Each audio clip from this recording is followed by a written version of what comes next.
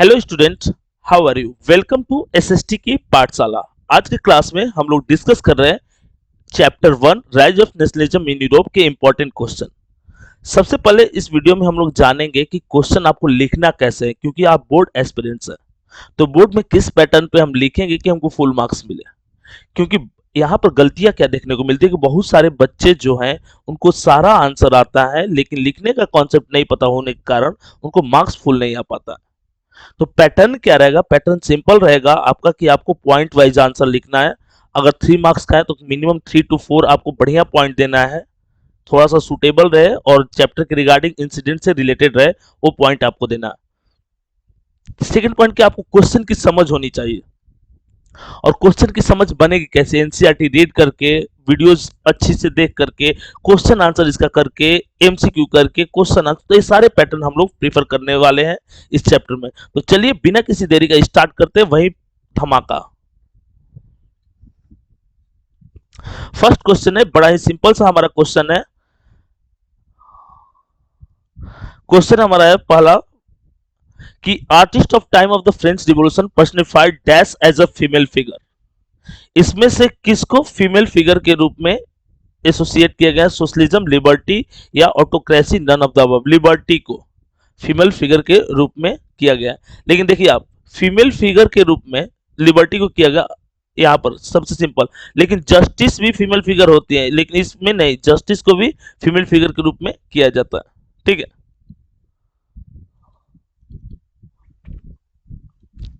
During the 19th century dash emerged a force that brought about sweeping changes in the political and mental world of the Europe. कौन सी चीजें जो थी और पूरे Europe के जो पैटर्न था, थिंकिंग था, उसको चेंज कर दिया था? क्योंकि जैसे अगर यूरोप के कॉन्सेप्ट के बारे में जाने तो यूरोप में 1815 में क्या चल रहा था? 1815 में कंजर्वेटिव मोनार्की चल रहा था। लेकिन अगर यही हम लेट 19th सेंचुरी में जाते हैं तो लेट 19th सेंचुरी में देखते हैं कि हर कंट्री फ्री हो रहे थे, इंडिविजुअल राइट्स की बात चल रही थी।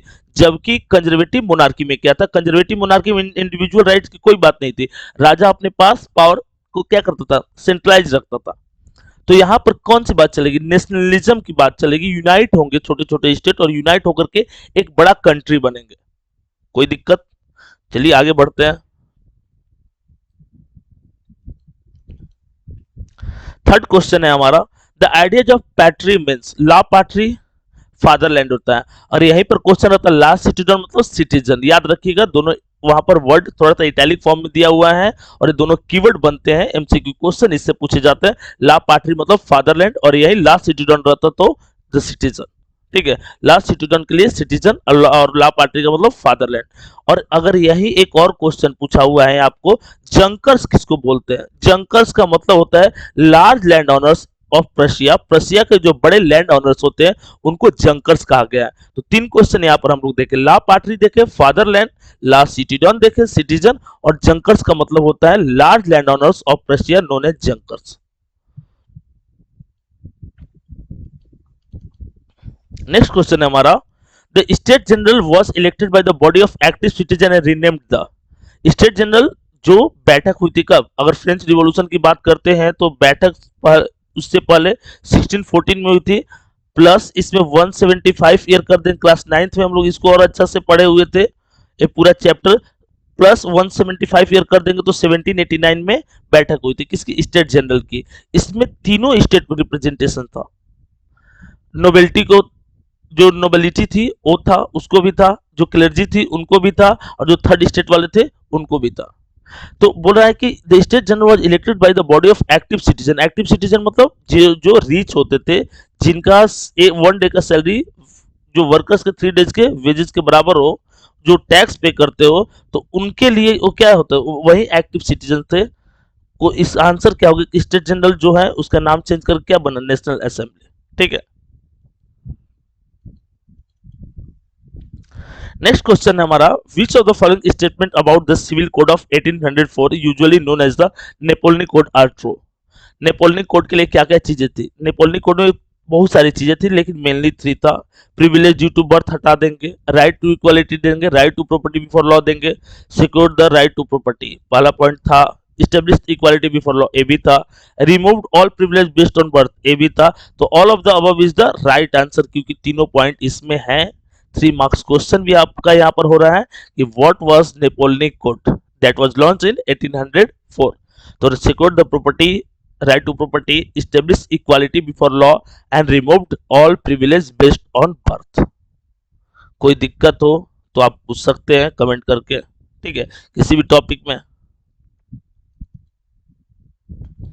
Which of the following resulted in hostility towards the French armies in Europe? इसके लिए था forced conscriptions into the French armies और censorship, uniform laws। Both A and B, तो ऑप्शन नंबर डी होगा बोथ ए एंड बी, ये दोनों था इसमें, ठीक है। जब स्टार्टिंग स्टेज में नेपोलियनिक आर्मी किसी नई प्रोविंसेस पे अटैक की, वहां पे कंट्रोल की, तो लोगों ने वेलकम किया, क्योंकि लोगों को ऐसा बिलीव था कि नेपोलियन ने फ्रांस को डेप्ट में रहते हुए फ्रांस को फ्रीडम दिला दी, फ्रांस को बहुत सारे पावरफुल नेशन के अगेंस्ट में अगर जीत दिला दी है तो कहीं ना कहीं इकोनॉमिक कंडीशन जो है यहाँ का भी वो चेंज कर सकता है, इसलिए स्टार्टिंग स्टेज में वेलकम किया गया नेपोलियनिक आर्मी का आसपास के प्रोविंसेस में।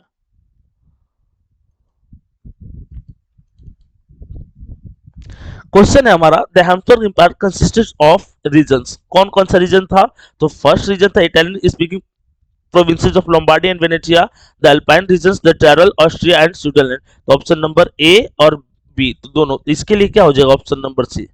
अच्छा, आप देखते हो कि all of the above last में दिया रहता है, लेकिन यहाँ पर थोड़ा सा ट्विस्ट किया गया है।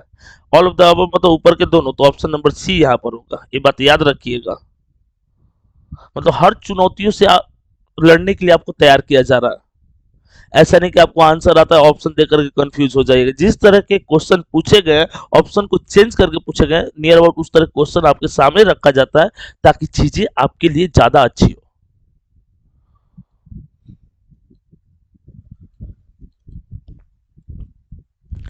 यहाँ पर क्वेश्चन है, the famous Italian revolutionary Joseph Mazzini was born in. ये तो 1807 में जन्म हुआ था, जेनेवा में जन्म हुआ था।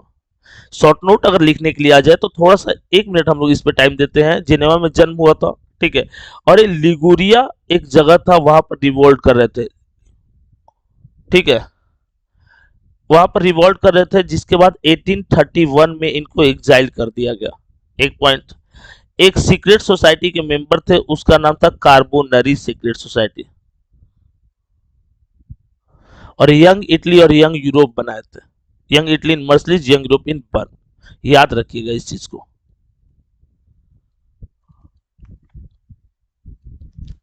जिसपे Mazzini founded the secret underground societies named young Europe in. Young Europe कहां बनाए थे? तो यंग यूरोप बर्न में बनाए थे, और यंग इटली मर्सलिज में बनाए थे, याद रखिएगा इस बात को।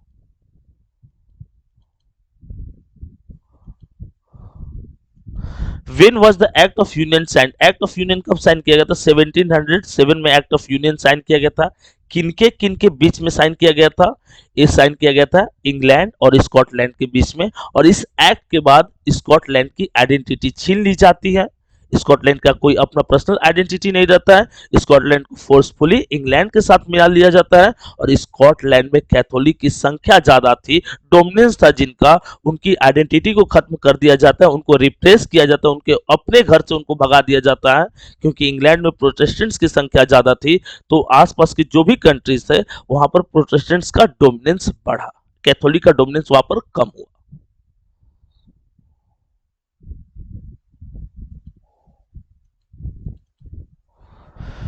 बड़ा अच्छा सा क्वेश्चन है, who was responsible the unification of Germany. नाम था इनका ऑटोमन बिस्मार्क, इनको आर्किटेक्ट ऑफ जर्मनी भी कहा जाता है, और ये प्रूशिया जो जर्मनी का सबसे बड़ा किंगडम था उसका ये चीफ मिनिस्टर था। मतलब चीफ मिनिस्टर, प्राइम मिनिस्टर, आप जो बोलो, वहां के हेड मिनिस्टर थे कैसर विलियम वन के बाद।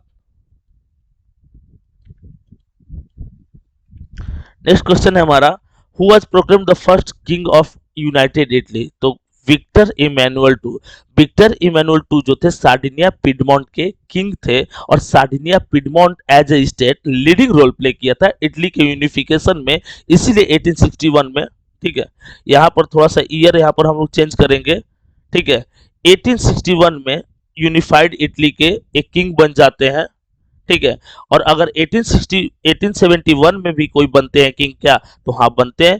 जर्मनी के यूनिफिकेशन के बाद जो आपके कैसर विलियम वन थे वो 1871 में जनवरी 1871 में किंग बन जाते हैं यूनिफाइड जर्मनी का। लेकिन यहाँ पर Victor Emmanuel twelfth Sardinia Piedmont के राजा थे और यूनिफाइड इटली हो रहा है, तो इटली के किंग बनेंगे 1861 में। तो ये हमारा राइट आंसर रहेगा।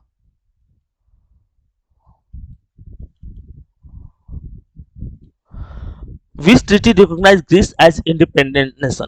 देखिए, ट्रीटी ऑफ कॉन्स्टेंटिनोपल जो था वो ग्रीस को इंडिपेंडेंट नेशन बना देता है।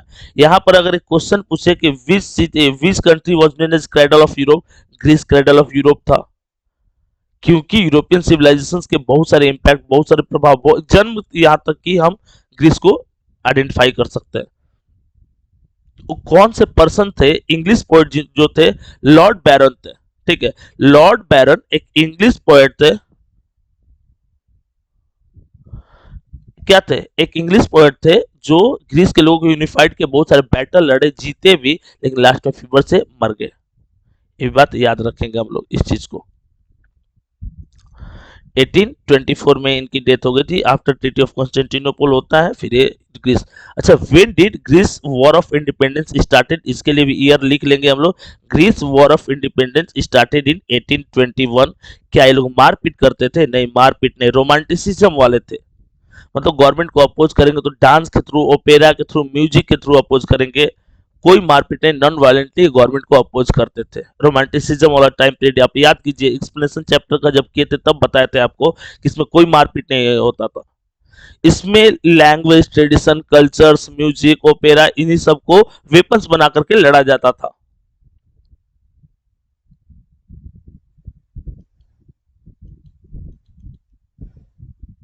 क्वेश्चन अभी प्रीवियस हम लोग डिस्कस किए, which country are known as the cradle of Europe? किसको क्रेडल ऑफ यूरोप बोला जाता है या क्रेडल ऑफ सिविलाइजेशन? ग्रीस को बोला जाता है यूरोपियन सिविलाइजेशन का क्रेडल, मसाल वाहक इसका मतलब होता है। Zollverein started in 1835 in Prussia refers to 1835। देखिए 1835 यहाँ पर एग्जैक्ट अगर आंसर कीवर्ड में आ जाए कि किस साल, तो 1834 कर दीजिएगा। ठीक है, 1835 बहुत सारे बुक में दिया रहता है, इसको हटाते 1834। एनसीईआरटी ओनली डेटा आपको एनसीईआरटी का लेना है। In Prussia refer to Zollverein started 1834 in Prussia referring to a German custom unions. Zollverein था क्या? ज्वेलरिन जो था वो कस्टम यूनियंस था। इसका मेन काम क्या था? इसका मेन काम था ट्रेड को फ्लोराइज करना। कहां पर? पूरे जर्मनी, पूरे यूरोप में। ये ट्रेड के लिए कुछ सपोर्टिव फीचर्स प्रोवाइड करते थे, जैसे कि लोन दे देना, ट्रांसपोर्टेशन सिस्टम को डेवलप करना, ट्रेड टैरिफ बैरियर जो थे उसको खत्म करना, और इस तरह से इन्होंने जो ट्रेड था उसको फ्लोराइज किया पूरे यूरोप में।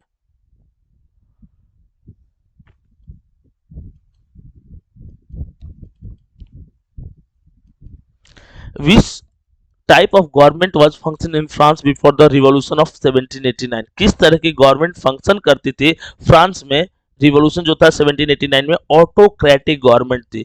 बर्बन किंग थे, एब्सोल्यूट मोनार्की थी। कहां पे? फ्रांस में। और Louis 16 was the king of France on that time when French revolution awkward.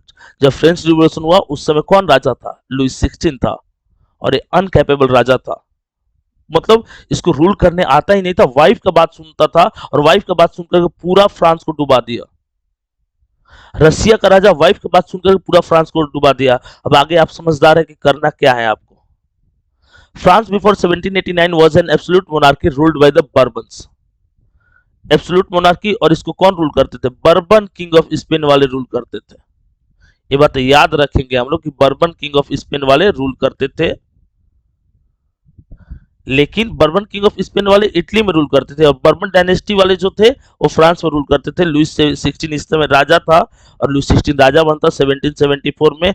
पूरी तरह से डुबाया फ्रांस को इसी ने, इस लुइस 16 ने, मेरी एंटोनियट के साथ मिलकर के। How did the treaty of Vienna change the map of Europe? Question पूछ दिया जाए कि when did treaty of Vienna happen?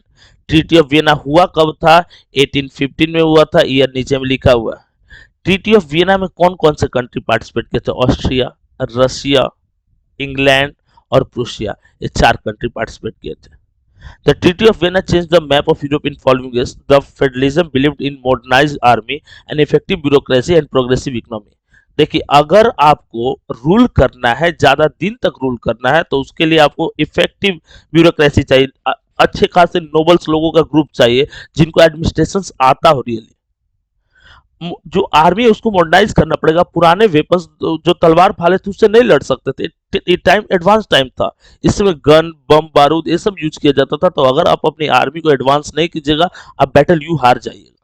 इसलिए पहले आर्मी को एडवांस कीजिए। अगर आपको ज्यादा से ज्यादा टेरिटरी पे रूल करना है, इफेक्टिव ब्यूरोक्रेसी होनी चाहिए, अच्छे नोबल्स होने चाहिए जिनको एडमिनिस्ट्रेशन रियली आता हो, जैसा कि अकबर के नोबल थे टोडरमल, जिनको टैक्स कलेक्शन आता था। तो उस तरह की आपके पास इफेक्टिव ब्यूरोक्रेसी चाहिए और प्रोग्रेसिव इकोनॉमी चाहिए। इकोनॉमिक कंडीशन सही रहेगा, राजा सही रहेगा। इकोनॉमिक कंडीशन डिसबैलेंस हुआ तो राजा भी डिसबैलेंस हो जाएगा, उसको अपनी सत्ता छोड़नी पड़ेगी।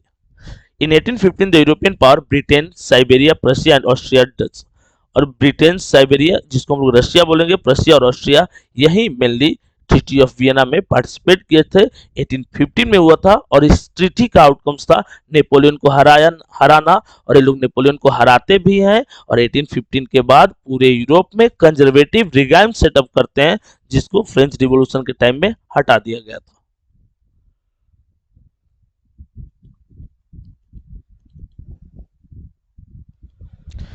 Describe the ideology of liberalism during 19th century. Liberalism 19th century में liberalism का मतलब क्या था? Liberalism is the early 19th century stood for freedom for individual and equality to be for law and the new middle classes. देखिए liberalism, liberal word जो है वो Latin word है, इसका मतलब होता है बीइंग फ्री। तो ये फ्रीडम से रिलेट करता है। Liberalism in the early 19th century stood for freedom for individual and equality before law. क्या ये फ्रीडम फॉर इंडिविजुअल और equality before law Napoleon code में था? तो हाँ, ये चीजें थी नेपोलियन कोड में। तो लिबरलिज्म वाली आइडियाज ला करके बहुत ज्यादा चेंजेस भी नहीं कर रहे हैं, क्योंकि नेपोलियन ऑलरेडी इस चीज को इंट्रोड्यूस कर चुका था। हर कोई इक्वल रहेगा, तो इक्वालिटी बिफोर लॉ भी उसके पास था। Politically it emphasise the concept of government by consent. बोला कि पॉलिटिकली गवर्नमेंट का कॉन्सेप्ट जो होगा ऑटोक्रेटिक ही रहेगा, पावर सेंट्रलाइज रखेंगे, लेकिन कुछ राइट्स भी देंगे सिटीजन को ताकि बड़ा रिवॉल्ट फेस ना करना पड़े।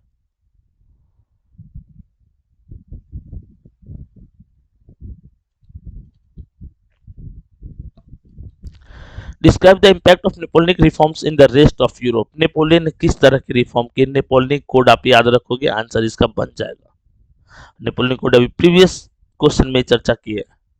Napoleon was set about introducing many of the reforms that he had already introduced in France. Napoleon क्या किया था? नेपोलियन बहुत सारे रिफॉर्म्स जो फ्रांस में किया उसको इंट्रोड्यूस किया इसने। Through a return to monarchy Napoleon had destroyed monarchy in France. Napoleon क्या किया? किसको डिस्ट्रॉय कर दिया? मोनार्की को डिस्ट्रॉय कर दिया। नेपोलियन पावर में कब आया? नेपोलियन 1799 में पावर में आया, डिक्टेटर डिक्लेयर किया फ्रांस को, और 1804 में अपने आप को एम्पेरर डिक्लेयर किया। 1815 में वाटरलू का बैटल हार जाता है, सेंट हेलेना आइलैंड इसको भेज दिया जाता है। 1821 में वहीं पर उसकी मृत्यु हो जाती है। याद रखिएगा, Napoleon was a very ambitious ruler. इसकी इच्छा थी पूरे यूरोप, पूरे होल वर्ल्ड पे कंट्रोल करना। और नेपोलियन कोड था क्या? तो अभी बताया कि privilege to birth have, right to equality before law, right to property, ये नेपोलियन कोड में था। इस तरह के चेंजेस नेपोलियन ने किया, रिफॉर्म किया कि बहुत सारी जगहों पे आर्मी को मॉडर्नाइज किया, टैक्सेस कम किए, और फार्मर जो थे उनको शॉर्ट टर्म लोन प्रोवाइड करता था कम इंटरेस्ट रेट पे। तो हर किसी का विश्वास इसने जीता। जिन चर्च के हेड क्लर्जी को रॉबिस्पियर के टाइम पीरियड में फ्रांस छोड़ करके, मेन रीजन छोड़ करके उनको कंट्री साइड में शरण लेनी पड़ी थी, चर्चेस को जिस चर्चेस को रॉबिस्पियर ने तोड़वाया था उस चर्चेस को फिर से नेपोलियन ने बनवाया। और जो क्लर्जी लोग गांव में भागे हुए थे, कंट्री साइड में चले गए थे, उनको फिर से ला करके उन चर्चेज में जॉब प्रोवाइड की। इस तरह से हम कह सकते हैं कि हर कम्युनिटी का सपोर्ट था नेपोलियन के पास। उस नेपोलियन ने हर किसी के लिए किया। इसलिए आप देखते हो कि जब नेपोलियन अपने आप को फ्रांस का डिक्टेटर डिक्लेयर कर देगा 1799 में, तो कोई उसको अपोज नहीं करेगा। और अपोज नहीं करने का मेन पीछे कारण क्या था? वो हर किसी के लिए वर्क किया था। फ्रांस जब डेप्ट में था, उस डेप्ट में रहते हुए उसने बहुत सारी बैटल जितवाई थी फ्रांस को, और इसलिए फ्रांस का कोई भी पर्सन नेपोलियन का अपोज नहीं करता। वो कंजर्वेटिव रिगाइम्स, ऑटोक्रेसीज जो सेटअप करना चाहता था ड्यूक मेटरनिच, चांसलर ऑफ ऑस्ट्रिया, उसके कारण बेनिस हुआ।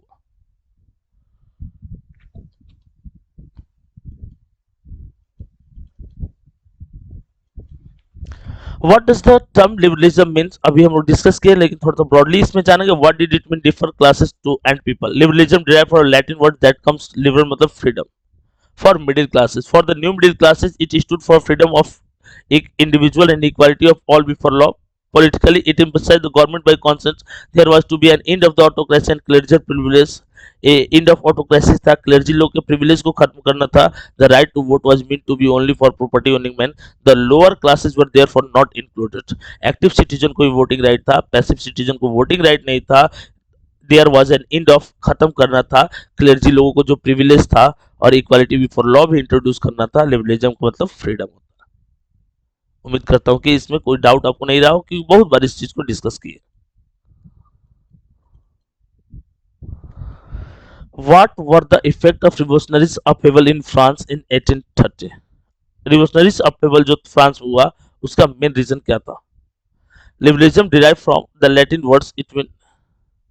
देखिए, अगर हम एक बात करें कि अपहेबल का इसके पीछे मेन रीजन क्या था, तो अपहेबल का के पीछे मेन रीजन जो था, अगर हम उस अपहेबल के पीछे मेन रीजन की बात करेंगे तो 1830 में जो राजा बना था आफ्टर कंजर्वेटिव रिगाइम्स, 1815 में जो पूरी यूरोप में सेटअप कर दिया था लुइस 17, वो एक कैपेबल रूलर नहीं था. बहुत सारे चीजों की शॉर्टेज हो गई, जिसके बाद रिवॉल्ट कर दिया गया, लोग बैरिकेड्स तोड़ करके रोड पर आ गए, और उसी रिवोल्यूशनरीज में से एक लुई फिलिप राजा बन जाता है फ्रांस का.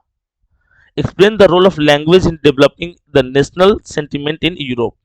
लैंग्वेज कैसे as a weapon role play किया. तो language as a weapon role play करेगा, क्योंकि याद कीजिए पोलैंड में अगर लड़ा जा रहा था रशियन पावर के अगेंस्ट में, तो language played as a weapon.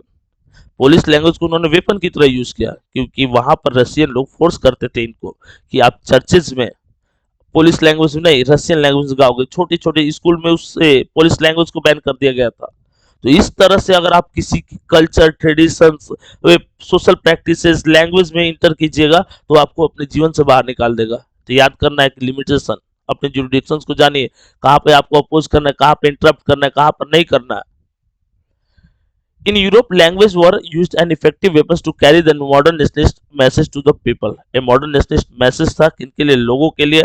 After the 18th century, Poland no longer existed as an independent country, and the national feeling were kept alive through the language. 18th century तक Poland एक independent nation नहीं था, इस पे रसिया का control था, और language को एज अ वेपन उन्होंने प्ले किया. The emphasise on language to recover national spirit among the people. लोगों के अंदर देशभक्ति की भावना, लोगों के अंदर वो यूनिटी डेवलप करने के लिए लैंग्वेज को एज अ वेपन यूज किया गया रशियन डोमिनेंस के अगेंस्ट.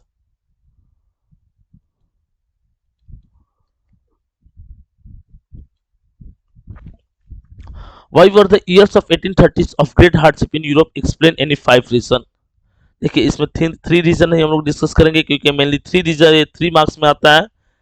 जॉब सीकर्स, जॉब चाहने वाले ज्यादा थे, एम्प्लॉयमेंट अपॉर्चुनिटीज कम था. तो जॉब चाहने वाले 1000 हैं, एम्प्लॉयमेंट अपॉर्चुनिटी 100 है, तो इस केस में चाहने वाले ज्यादा और अपॉर्चुनिटी कम, तो वेजेस कम हो जाते हैं, वेजेस माइनस में हो जाएगा, याद रखिएगा. People from rural areas migrated to cities and made cities over crowded slums. उस समय एक रूमर्स फैल गया कि अगर आप अर्बन रीजन में चले जाओगे तो आपको जॉब मिल जाएगा, जबकि रियलिटी में ऐसा कुछ हुआ नहीं. लोग अर्बन रीजन में मूव भी किए, बट उनको जॉब नहीं मिला.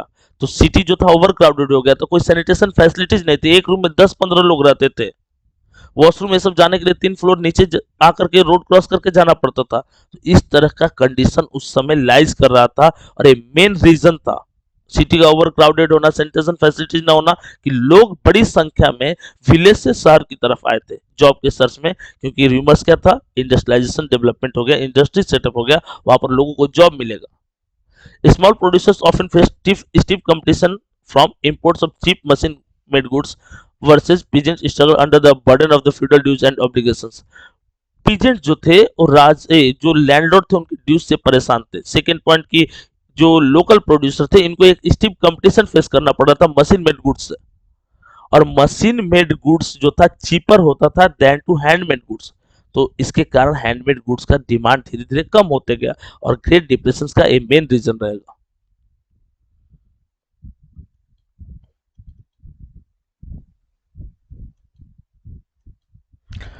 How did culture play an important role in Europe in creating the idea of the nation, इस पॉइंट को हम लोग रिलेट करेंगे age of romanticism. Age of romanticism कब से कब था, क्वेश्चन पूछ दिया जाए तो एज ऑफ रोमांटिसिज्म जो हमारा है, एज ऑफ रोमांटिसिज्म 1830 से लेकर के 1848 तक। इस समय कोई वॉर लड़ाई ये सब नहीं होगी, इस समय प्यार से लोग हर बात को समझेंगे, ओपेरा म्यूजिक डांस इन सब के थ्रू अपोज किया जाएगा। Culture played an important role in creating the ideas of a nation because of the following: art and poetry, stories, music helped in shaping nationalist feeling in Europe। और इस time period को romanticism वाला time period बोला जाता है। Romanticism was a cultural movement which played a role in the this contest। romantic poet and artists were critical for reason and science। एक अगर एक और क्वेश्चन, ये तो कल्चर एक इंपॉर्टेंट रोल प्ले करता था, लोगों के बीच में रोमांटिक आर्टिस्ट अपने पास्ट के इंपॉर्टेंस को बताते थे, लेकिन ये जो मॉडर्नाइजेशन था, साइंस था, इसको अपोज करते थे। कल्चर ट्रेडिशंस ओल्ड प्रैक्टिसेस को ये प्रीफर करते थे। एक पॉजिटिव पॉइंट, एक नेगेटिव पॉइंट। अगर आप ओल्ड चीजों को प्रीफर कर रहे हैं तो इसके साथ साथ मॉडर्नाइजेशन भी आपको अडॉप्ट करना चाहिए। A sense of shared collective heritage was developed। और लोगों के बीच में share collective heritage, just like example आप मान लीजिए कि अपनी एक कुछ नेशनल आइडेंटिटी, कल्चरल आइडेंटिटी, इस इन सब चीजों से बाउंड करके रखा जाता था, उनको बाइंड करके, उनको जोड़ करके रखा जाता था।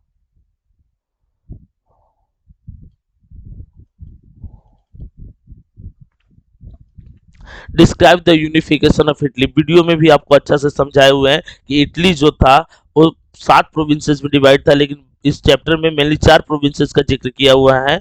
इसमें northern part was ruled by Austro Habsburg empire, centre was ruled by Pope, eastern part was ruled by Sardinia Piedmont and southern part was ruled by Bourbon king of Spain. Sardinia Piedmont Italy का princely house था जो eastern part पे rule करता था। किसी भी unification को आप पढ़ रहे हैं तो सबसे पहले उसका आप टाइमिंग लिखिए। इसका टाइमिंग था 1859 से लेकर के 1870, इसका टाइमिंग था यूनिफिकेशन का टाइमिंग। सेकेंड पॉइंट, कौन कौन से लोग रिस्पॉन्सिबल थे, तो Giuseppe Mazzini, Giuseppe Garibaldi, Count Camillo di, Cavour, Victor Emmanuel two, ये 4 लोग रिस्पॉन्सिबल थे इटली के यूनिफिकेशन के लिए। थोड़ा सा परिचय इनके बारे में कर लेते हैं। जियोस्पी मेजनी जो थे, ये एक नॉन वायलेंस चीजों को प्रीफर करने वाले लोगों में से एक थे। इन्होंने 2 सीक्रेट सोसाइटी बनाई थी, यंग इटली और यंग यूरोप। हिडन फॉर्म में इन लोगों को यूनाइट करते थे गवर्नमेंट के अगेंस्ट में। Who was Garibaldi? Garibaldi was a general of Sardinia Piedmont, and who was Count Camillo de Cavour? Cavour was the chief minister of Sardinia Piedmont. Cavour was a well-known and more educated, more skilled person. He formed diplomatic alliance with France to defeat Austria in 1859। NCERT का line कि और Cavour इतना capable थे, भले ही थे ये कहाँ के, इटली के, लेकिन इनको फ्रेंच अच्छी आती थी, इसलिए डिप्लोमेटिक अलायंस अच्छा से बना लिया। Victor Emmanuel two was the king of Sardinia Piedmont, after some times proclaimed the king of Italy, unified Italy. कुछ सालों के बाद यूनिफाइड इटली का किंग उनको डिक्लेयर कर दिया जाएगा। और गैरिबाल्डी ने साउदर्न रीजन में, इस रीजन में पीजेंट्स के साथ मिलकर के रिवॉल्ट किया और रिवॉल्ट करके हराए भी। The unification of Italy is result of dedications of contribution and effort to 3 great leaders, Mazzini, Cavour and Garibaldi, और इसके साथ साथ विक्टर इमैनुअल टू भी। मैजनी के बारे में, कैवर के बारे में, गैरिबाल्डी के बारे में चर्चाएं चली है। Mazzini had tried to unite Italy, he formed the secret society Young Italy, but both the uprising in 1831 and 1848 failed। ये उतना ज्यादा सक्सेसफुल आगे नहीं रहता। The unification of Italy was resulted of many Wars, बहुत सारी लड़ाइयाँ हुई तब जाकर यूनिफिकेशन कंप्लीट हुआ। ऑस्ट्रिया को 1859 में हराया, कुछ साल बाद फिर बर्बन किंग ऑफ स्पेन को हराया गैरिबाल्डी। इन्होंने क्या किया, डिप्लोमेटिक अलायंस फॉर्म कर दिया, ऑस्ट्रिया को 1859 में हरा दिया। In 1860 they march to the south Italy kingdom of two Sicily succeeded to drive out the Spanish ruler with the help of the local people. वहां के फार्मर के साथ मिल करके गैरिबाल्डी ने एक आर्मी तैयार की, रेड शर्ट जिसको बोला जाता है, इसके जनरल थे, और इन्होंने वहां से बर्बन किंग ऑफ स्पेन वालों को हटा दिया। In 1861, Victor Emmanuel II was proclaimed the king of United Italy। Victor Emmanuel II को यूनाइटेड इटली का किंग डिक्लेयर कर दिया जाता है।